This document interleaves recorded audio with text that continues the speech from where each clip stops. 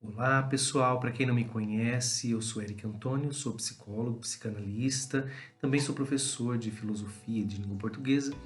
E por causa desses últimos acontecimentos, né, de confundirem Maquiavel com Antoine de Saint-Exupéry, né, o príncipe, o pequeno príncipe, eu queria falar, né, sobre o príncipe porque é algo que está dentro do meu trabalho, dentro da minha prática, e eu acho que é muito importante para a gente entender as lições do príncipe de Maquiavel, né? E perceber até que ponto que o príncipe está dentro daquilo que a gente vive ou viveu na área da política, né?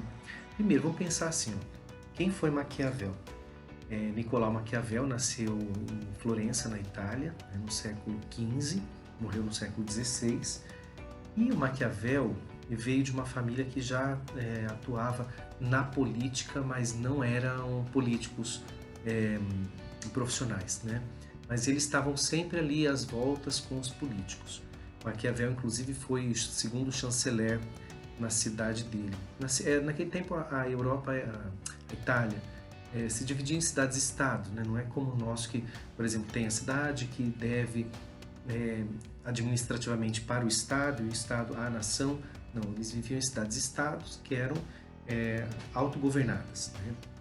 E por isso ele escreve o príncipe e não escreve, por exemplo, o prefeito ou o presidente, o governador. Mas vamos lá, vamos entender em que período que está Maquiavel. Maquiavel está no século XV, XVI, que é o finalzinho ali, a saída da Idade Média.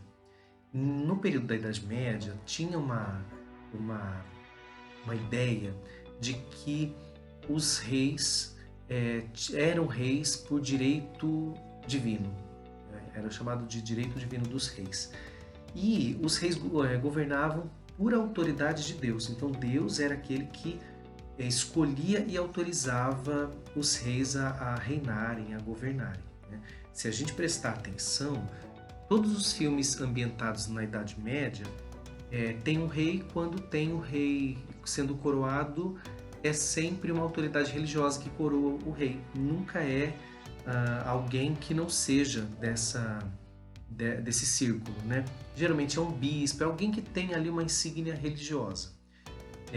Fazer um breve parênteses, naquela série Game of Thrones, quando a Cersei Lannister toma o poder, né? Ela explode lá. Não é spoiler, né, gente? Porque isso daí já passou faz muitos anos. Mas quando ela explode lá a igreja com o poder religioso, com as pessoas que haviam é, humilhado ela lá no caminho da humilhação, ela pega a coroa e ela mesma se coroa.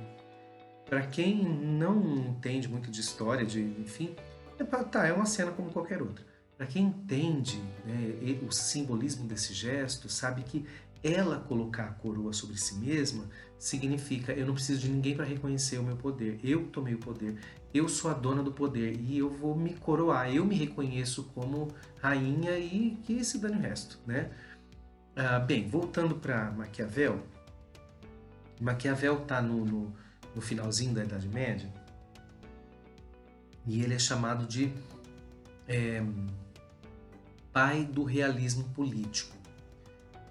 Vamos pensar nesse termo realismo. Até a gente estudou na literatura um realismo bem posterior, né? Mas o realismo como algo assim, você pegar na prática, no dia a dia. O realismo aplicado à política significa nós vamos lidar com o dia a dia, com a prática e fazer aquilo que for necessário para governar, para administrar o povo, a cidade que seja. Maquiavel escreve O Príncipe num contexto de exílio, né? E ele dedica o Príncipe para o Lorenzo de Médici. O Lorenzo de Médici, o Magnífico, né? Porque tinha dois ali, tinha o avô e o neto, né? Que tinha o mesmo nome, Lorenzo de Médici, que era uma família que sempre estava governando a cidade. Então, primeiro era um Magnífico, depois tomaram o poder, depois veio, né, o Lorenzo de Médici neto, enfim. Depois, quem quiser, estuda mais a história. O ah, Príncipe é dedicado ao Lorenzo de Médici, Magnífico. E vamos aos conceitos, né, que aparecem no livro. Primeiro que Maquiavel faz uma dedicatória falando assim, olha, geralmente quando alguém vai presentear um rei, um príncipe, né? Um príncipe oferece as melhores coisas que tem, ouro, joias, e, enfim, questões materiais. Ele fala, eu não tenho, então eu vou oferecer o que eu tenho de melhor, de mais valioso, que é o meu conhecimento. Porque ele havia sido, segundo o chanceler, que é alguém que acompanha, né, politicamente. O chanceler é aquele que tem a chancela, né, do rei, é aquele que tem a insígnia do rei, o sinal do rei, é aquele que representa o rei quando o rei está longe. Ele era o segundo chanceler, então, de certa forma, ele representava, né, o príncipe. E ele, quer dizer, ele viveu rodeado pela política, agindo politicamente, ele conhecia muito desse meio. E ele diz assim, olha, o que eu vou presentear você, eu vou presentear você com o que eu tenho de mais valioso na minha vida, que é o meu conhecimento, a minha experiência política e tal. E ele escreve o príncipe como um manual de governar, né? De como que o príncipe faz para governar, que postura que ele tem que ter. E Maquiavel, é interessante que fala no livro, né? Eu tenho o livro, mas não consegui encontrar, devo ter emprestado para alguém. Ele fala no livro sobre duas características que o príncipe deve ter para governar.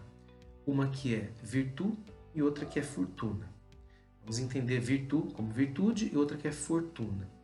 A virtude do príncipe não é aquela virtude aristotélica de ser um bom cidadão, de ser temperante, de não se deixar abater por coisas que não têm, né, tanta importância, enfim, de ter uma moral, né, aquela moral cidadã, que vamos pensar no final da Idade Média seria a moral cristã.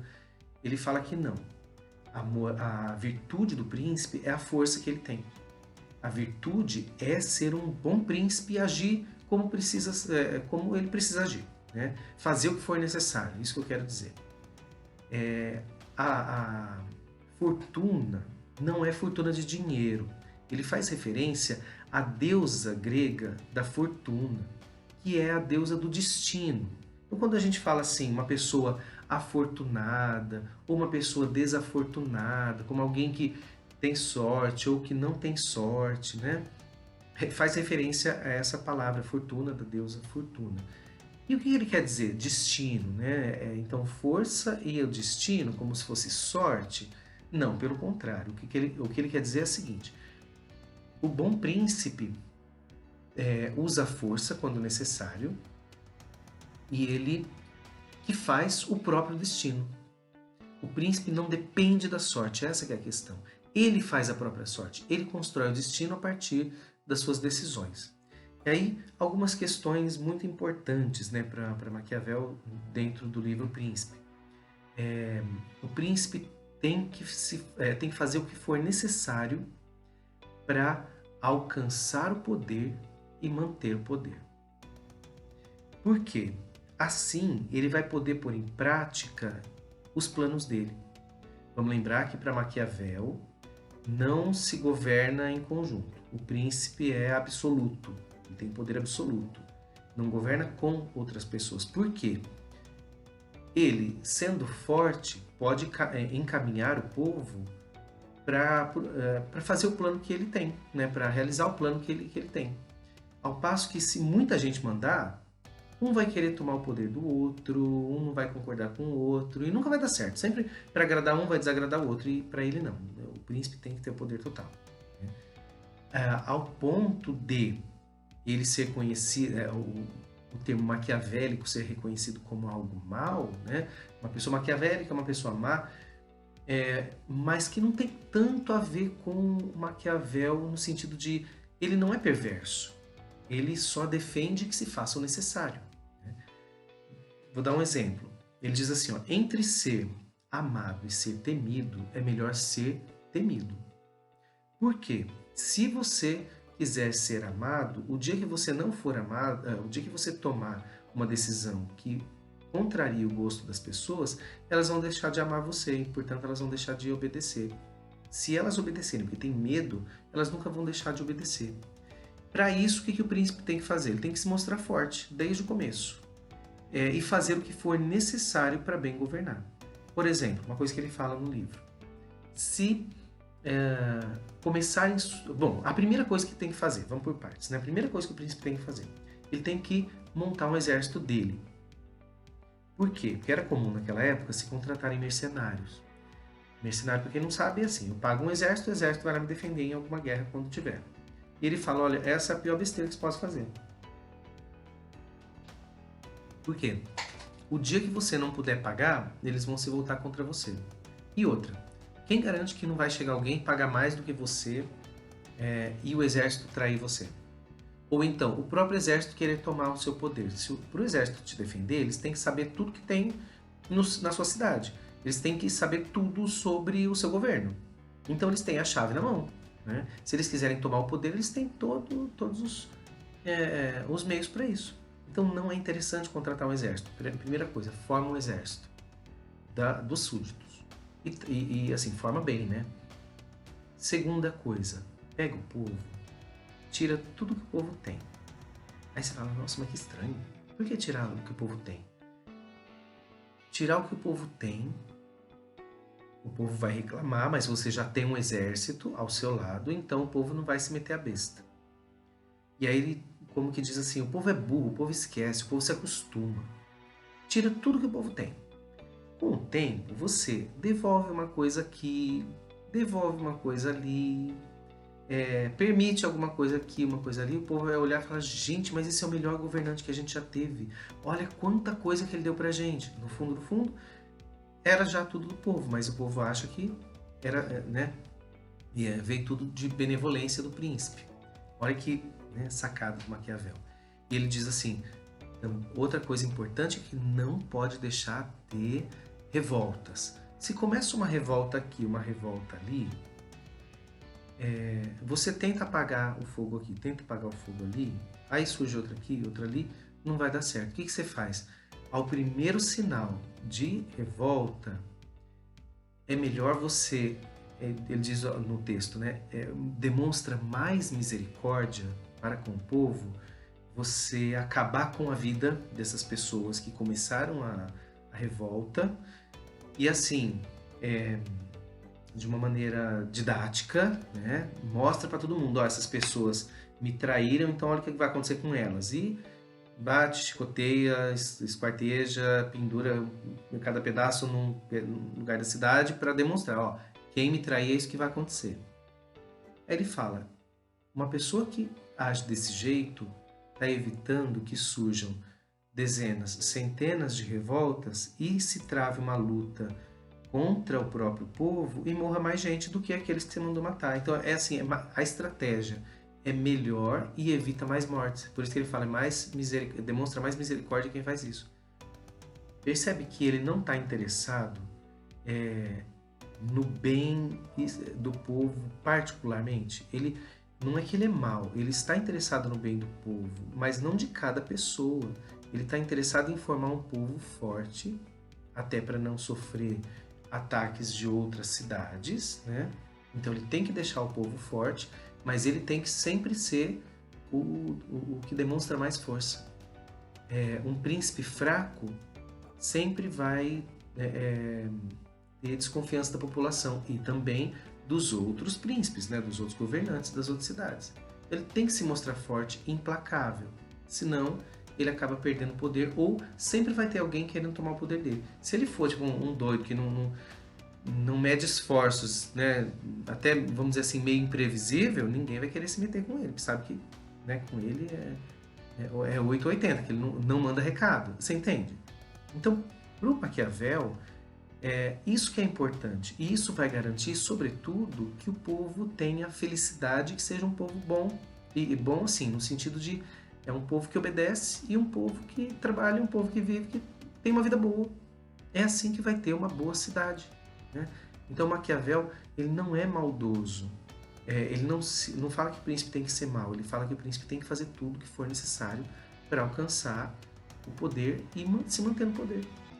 Se o príncipe não se mantiver no poder, essa coisa de troca um, cai o outro mata não sei quem, né? Isso só enfraquece o povo.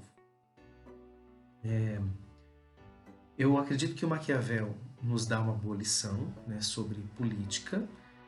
Sou maquiavélico, né? Sou maquiaveliano? Não, não sou, né? Tem muitas coisas que eu acho muito interessantes que vão além de Maquiavel, mas Maquiavel nos faz refletir sobre que tipo de governo que nós queremos, que tipo de governo que nós temos, né? Eu acredito que um governo que se baseie no príncipe vai ser um bom governo? Hoje não. Mas ele nos ajuda a pensar, né? E eu quis falar sobre isso, primeiro porque muita gente fala muito de política e nunca leu uma linha de política, não sabe nada de política.